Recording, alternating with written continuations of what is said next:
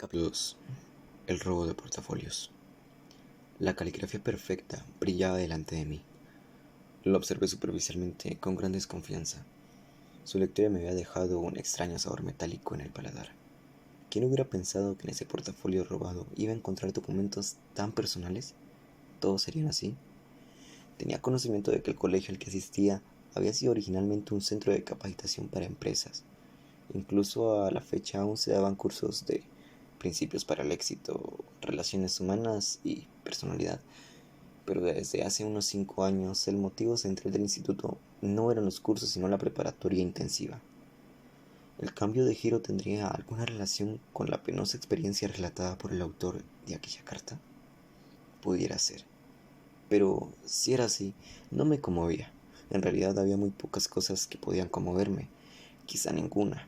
Estaba acostumbrado a reaccionar como la carga social, el delincuente en potencia, que me había convencido que era. Sin embargo, a veces mi papel me disgustaba, sobre todo cuando, motivado por alguna circunstancia especial, percibía la sensación interna de no ser tan malo. Y la lectura de esa carta había despertado en mí una sensación así. Sacudí mi cabeza aprensivamente y arrojé los folios al guardarropa. Seguramente todo lo escrito ahí no era más que una fantasía imaginada por ese hombre a quien yo tanto odiaba sobremanera. En mi entendimiento no cabía la posibilidad de que alguien pudiera experimentar sentimientos tan nobles, y menos él. Me consolé con razonamientos apropiados. Si esa carta era verdad, el director de mi escuela era un fanático santurrón o un marica declarado. Exactamente. Para poder relatar cómo hurté este portafolios, primero necesito hablar de un personaje importantísimo en aquella época de mi vida. Mi hermano Saúl. Era un tipo brillante, impredecible. Se tomaba muy en serio su papel de hermano mayor, atribuyéndose el privilegio de amonestarnos a Laura y a mí a diario. Cuando lo desafiábamos, se alteraba inmoderadamente y no le hablaba a nadie durante días. Con frecuencia discutía con el tirano de papá y consolaba a la mártir de mamá, pero nada mejoraba en casa. No entendía mis consejos de que aceptara las cosas así. Realmente era un sujeto raro y por ello incluso se había ganado mi secreta admiración. Le gustaba tocar guitarra hasta altas horas de la noche y también escribía poesías. Mis amigos y yo nos burlábamos mucho de esto. Una mañana sus compañeros de grupo le jugaron una broma que él mismo planeó y consistió, cuyas consecuencias llegaron a extremos inverosímiles. Lo encerraron en el baño con la muchacha. Clausuraron las aldabas exteriores usando un enorme candado y tiraron la llave por la coladera. La algarabía resonó en todos los pasillos. Hubo aplausos, cantos, gritos. A los pocos minutos, la escuela entera estaba enterada de que Saúl y su novia se hallaban solos en los sanitarios haciendo quién sabe qué suciedades. Hubo que llamar a un cerrajero para que pudiera abrirles, y como fue imposible dar con los cómplices de tan original travesura, detuvieron en la dirección a los amantes protagonistas. Acudí a las oficinas para esperar que lo pusieran en libertad después de amonestarlo, pero el asunto se complicó. Llamaron por teléfono a mi padre. Nunca lo hubieran hecho. Lo vi entrar a la recepción del colegio con aire de prepotencia, sin siquiera haberse quitado la bata blanca que lo distinguía en su trabajo. «Soy el doctor Hernández», le gritó a la secretaria. «Me llamaron para decirme que iban a expulsar a mi hijo. Tengo muchos pacientes y no puedo darme el lujo de hacer antesala. Así que haga el favor y anúncieme de inmediato con el director». El máximo censor salió a recibir al escandaloso visitante. «Pase, por favor. Saúl está aquí con su novia». Me quedé afuera tratando de escuchar lo que se decía en el privado.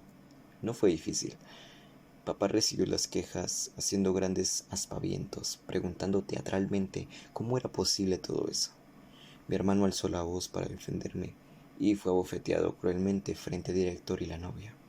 Después hubo un momento en el que se escuchó nada, absolutamente nada. Ese silencio. Imaginé a la chica llorando a cántaros, al administrador como estatua de hielo, incrédulo de la agresividad que había presenciado, y a mi hermano aguantando estoico el dolor de la humillación. Unos minutos después, se abrió la puerta del despacho y salió Saúl. Detrás, papá. ¿A dónde crees que vas, muchachito? Y al decir esto, lo sujetó por la oreja. Saúl sudaba y tenía el rostro extremadamente rojo. Se liberó de la mano opresora de un zarpazo y echó a caminar hacia afuera sin decir nada. Un momento, detente o te arrepentirás toda tu vida.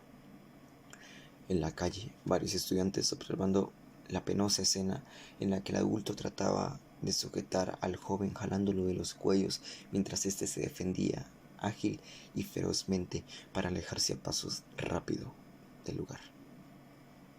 Saúl no volvió a la casa. Nadie supo a dónde fue, por lo que papá se la pasó llamando por teléfono a todas las autoridades de la ciudad para reportar al fugitivo.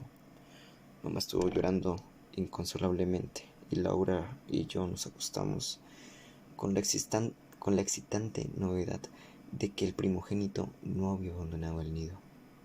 No podíamos creer que hubiera tenido tanto valor, y con el pensamiento le mandábamos nuestras más calurosas felicitaciones. Esa noche tardé mucho en conciliar el sueño. Me preguntaba constantemente a qué lugar iría un joven al escapar de casa. Deseaba saberlo para tener la opción de hacer lo mismo cuando mi familia me hartara, y no faltaba mucho para ello. Al día siguiente, muy temprano, diríase la madrugada, papá entró a mi habitación, haciendo mucho ruido y llamándome holgazán. Me destapó arrojando las cobijas al suelo y asustándome para que me levantara. Desperésate, muchachito. Voy a ir contigo a la escuela para vigilar la entrada de los alumnos a ver si aparece tu hermano. ¿Sinceramente crees que irá a clases después de escapar de casa? Me incorporé para recoger las sábanas y echármelas nuevamente encima. Permíteme que me ría. Jo, jo, jo. Papá se puso verde, más por tener yo la razón que por mi insolencia, pues ante él tener la razón era un pecado mortal. De cualquier modo iremos a la escuela. Quiero hablar con el señor Yolsa para ponerlo al tanto de lo que hizo tu hermano. Ese maldito director chismoso, susurré. Por su culpa está pasando lo que está pasando. Me levanté indolente y me vestí. Estuvimos en el colegio justo antes de la hora de entrada. Al poco tiempo llegó el director. Papá lo interceptó para preguntarle de modo presuntuoso por qué se había propuesto a echar a perder la vida de sus hijos, lo cual, por agresivo e incoherente, me asombró bastante. Varios compañeros curiosos se detuvieron a escuchar la inminente discusión, pero el licenciado Yolsa los evadió invitándolos a pasar a su privado. Ya dentro, los dos hombres se miraron fijamente, como viejos enemigos. Mi padre se calmó un poco, pero no dejó de levantar la voz. Usted no ha sabido guiar a mis hijos. Uno viene aquí brindándole toda la confianza, paga puntualmente las colegiaturas, ¿y qué recibe a cambio? Unos muchachos tímidos y acomplejados. Saúl ha caído tan bajo por culpa de usted. El señor Yolsa se frotó la barbilla con aire de preocupado. Su trabajo consistía en atender vecinos quejosos, empleados irresponsables, inspectores corruptos, sindicalistas prepotentes, alumnos groseros, como yo, y padres de familia desequilibrados, como el mío. Sin embargo, no parecía haberse acostumbrado del todo a tales situaciones. Tomó asiento y con ademán cortés invitó a hacer a papá lo mismo. También a mí, con una mirada, me indicó que me sentara. ¿Quiere explicarme de qué se trata exactamente, doctor Hernández? Ayer mi hijo Saúl se fue de la casa. ¿De veras?, preguntó interesado. ¿Y qué le hace suponer que fue por mi culpa? Que no había necesidad de llamarme para darme la queja. Todos los jóvenes llegan al sexo con sus novias. El director abrió el cajón central de su escritorio para extraer una cajita con pastillas medicinales. Tomó una y se la echó a la boca de inmediato mientras movía la cabeza negativamente. Vaya manera de empezar el día. Acto seguido, descolgó su intercomunicador para pedirle al archivista el expediente de Saúl y el mío. Sin quererlo, salté de mi silla. ¿El mío? Yo solamente estaba de mirón, no tenía vela en ese entierro. ¿Por qué pedirían también mi expediente? Me volví a sentar. Hubo un silencio desagradable. Finalmente, la secretaria entró presentándoles las carpetas y el licenciado comenzó a decir con voz firme: Doctor Hernández, su hijo Saúl tiene antecedentes muy graves y fue admitido aquí condicionalmente. Aún así, su historial está lleno de irregularidades. Ayer no hubo tiempo de analizarlo, pero fumar en clase, contestar alteradamente a los profesores, no cumplir con tareas e irse de pinta son notas comunes y repetitivas en este registro. Además, ya había estado a punto de ser expulsado en otra ocasión. Mi padre alzó las cejas, simulándose indignado, y me reí interiormente de él. Se dio de golpes con otro joven que al parecer pretendía a su novia. En turno, en esa oportunidad, armó un gran alboroto. Vinieron patrullas y los vecinos me citaron para hacerme prometer que eso no volvería a suceder en esta calle. Lo tuve detenido en mi oficina durante casi una hora. Lo intentamos comunicar, pero fue inútil. Tampoco su esposa pudo ser localizada, así que llené su forma de expulsión y se la entregué. Entonces su hijo me dijo que me odiaba, que odiaba este mundo, esta vida, esta escuela y a sus padres. Después de eso se echó a llorar y su llanto demostraba una congoja enorme. El licenciado se levantó, ligeramente apuntado con el índice. Doctor Hernández, si no ha visto a su hijo llorar de esa manera últimamente, usted está muy lejos de él para poder ayudarle. Volvió a sentarse y antes de continuar pareció escoger las palabras. Ante una situación tan patética, no pude dejar de darle otra oportunidad. Sentí que en el fondo Saúl no era culpable de sus yerros. Un joven que se desprecia tanto a sí mismo debe tener una pésima familia. El origen de la autovaloración de un individuo se halla en su familia. La gente que se comporta en la calle como aprendió a hacerlo en su casa.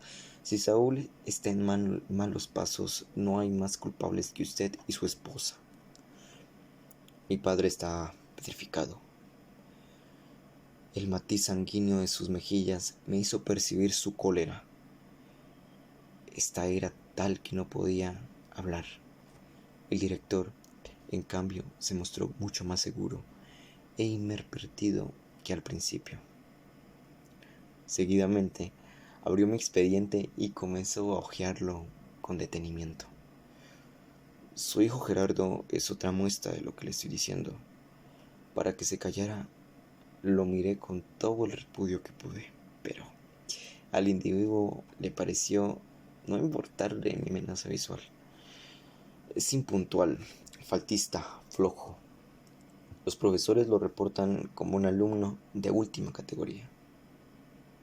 Por si no lo sabía, él también estaba a punto de ser expulsado, no por irregularidades graves, sino por una infinidad de reportes sencillos de indisciplina y apatía. Gerardo es una cabecilla para los malos actos. Incita a sus compañeros a cometer pillerías, encontrando siempre la forma de salir exculpado. Pero los maestros y yo nos hemos dado cuenta de su juego. Detrás de las infracciones de sus amigos siempre está él. Reconozco que es muy inteligente y estoy casi seguro de que también en su casa aparenta ser un buen hijo, pero secretamente acumula un gran rencor que lo hace tentar contra todos cuando se siente resguardado. Mi padre, mordiéndose feamente el labio inferior, se volvió hacia mí con claras intenciones de matarme, pero yo me hice el disimulado clavándole la vista al director suyo. Tarde o temprano me las pagaría, pero se puso de pie listo para salir de ahí. El señor Tadeo Yolsa levantó la voz con la firmeza de alguien que ha ganado un envite.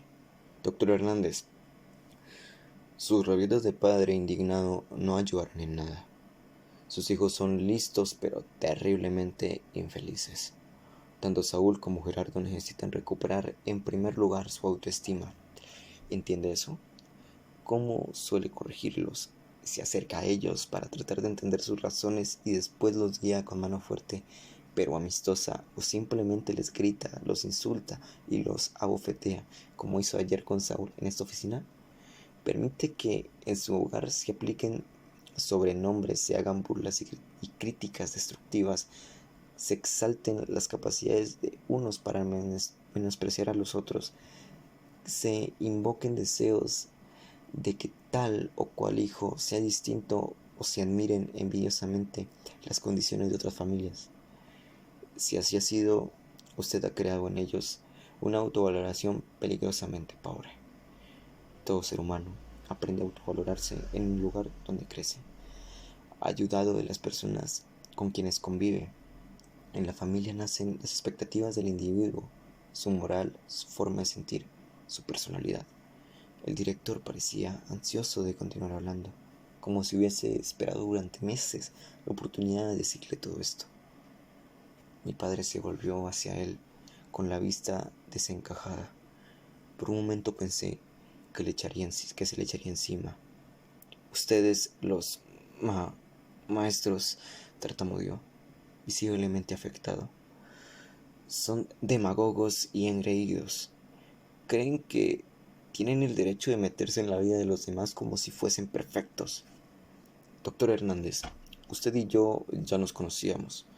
Yo lo considero un hombre sensato, pero en estas dos últimas entrevistas me he percatado de que necesita una gran ayuda. Si sus hijos se pierden o fracasan, no habrá otro responsable directo más que usted.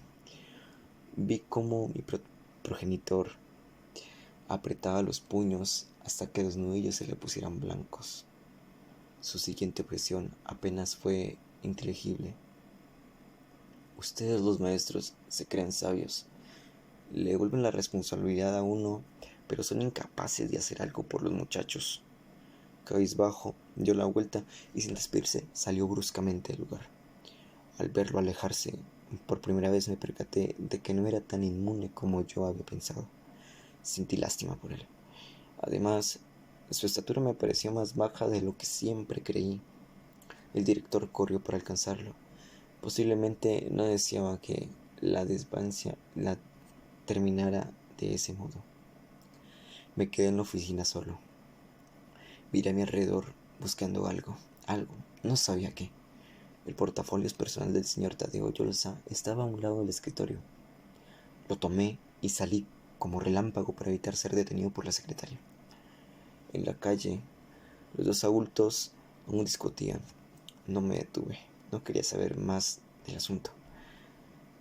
Durante horas caminé por las avenidas abrazando fuertemente el portafolio robado. Sentí ganas de llorar, pero no comprendí la razón. Quizá por haberse dicho en mi presencia conceptos muy serios en los que jamás había pensado. Uno especialmente cruel y verdadero me taladraba las sienes, que mis hermanos y yo éramos inteligentes, pero terriblemente infelices.